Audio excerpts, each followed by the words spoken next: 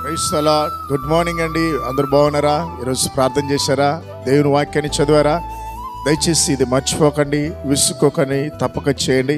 ఈరోజు దేవుని వాగ్దానం సామెతలు 23:17 నిత్యము యెహోవా యందు భయభక్తి కలిగినము. ప్రియులారా, నిత్యము ఒక ఆదివారమే కాదండి, ఏదో ఎప్పుడో కష్టాలు ఉన్నప్పుడు కాదు, కానీ నిత్యము దేవుని భయము మనలో ఉన్నట్లయితే తప్పక మనం ఎక్కడికి వెళ్ళినా వర్ధిల్లుతాం, ఎక్కడికి వెళ్ళినా పాపం నుంచి భద్రపరచబడతాం. చూడండి, దేవుని భయం మనలో ఉంటే ఒక పాపం చేసే అవకాశం ఇచ్చినప్పుడు, ఒక యవనస్తురాలుగా నువ్వు ఒంటరిగా ఉన్నప్పుడు, నీ అమ్మ నాన్న లేనప్పుడు, నీ ఇంట్లో ఎవరు లేనప్పుడు నీకు పాపం చేసే అవకాశం వచ్చిందనుకోండి, దేవుని యందు భయభక్తును కలిగి ఉంటే ఆ పాపం చేయకుండా నువ్వు దూరంగా పారిపోతావు, ఆ పాపం నుంచి నువ్వు భద్రపరచబడతావు. ప్రియ దేవుని జనాంగమా, ఈ రోజుల్లో నువ్వు ఎక్కడికి వెళ్ళినా పాపం నిన్ను వెంటాడుతున్నది.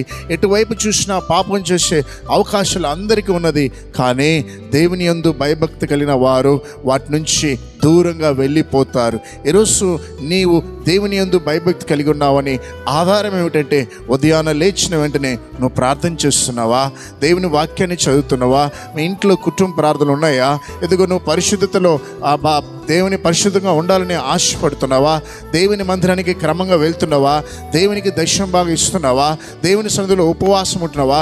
ఇవన్నీ కూడా దేవుని యందు భయభక్తి కలిగిన లక్షణాలండి. ప్రభువా, ఇదిగో ఈరోజు దేవుని బిడలుగా మీరు దేవుని యందు భయభక్తి కలిగి ఉంటే అది మీకు లాభము, అది మీకు క్షేమము. మిమ్మల్ని బట్టి మీ కుటుంబ సభ్యులు కూడా మేలు పొందుకుంటారు. ఉదయకాలన దేవునితో మాట్లాడుతున్నాడు. ఈరోజే దేవుని యందు భయభక్తి కలిగి ఉండాలి. మనుషులు కన్నాక దేవుని యందు భయభక్తి ఉంటే అది నేను ఎంతో క్షేమాన్ని ఇస్తుందండి. ప్రార్థన చేద్దాం. తండ్రి, ఉదయకాలనే బిడ్డల మీద సమృద్ధైన దీవెనలు కుమ్మరించండి. యెహోవా యందు భయభక్తి కలిగండి. కృప ఈ వాగ్దానం విన్న బిడ్డల మీదకి దయచేయండి. ప్రాముఖ్యంగానైనా ఇదిగో నా తండ్రి, రాబోయే దినాల్లో ఇంటర్మీడియట్ పరీక్షలు, నాయన డిగ్రీ పరీక్షలు రాబోతున్నాగా అయ్యా, ప్రతి స్టూడెంట్స్కి మీరు జ్ఞానం ఇచ్చి చక్కగా రాయడానికి సహాయం చేయండి ప్రభా. అయ్యో తండ్రి, ఎండల్లోనైనా ఎవరికి ఎటువంటి ఇబ్బంది లేకుండా ప్రతి ఒక్క బిడ్డకి క్షేమం దయచేయనైనా. మరొకసారి స్కూల్కి వెళ్ళే బిడ్డలకి మీరు తోడునైనా.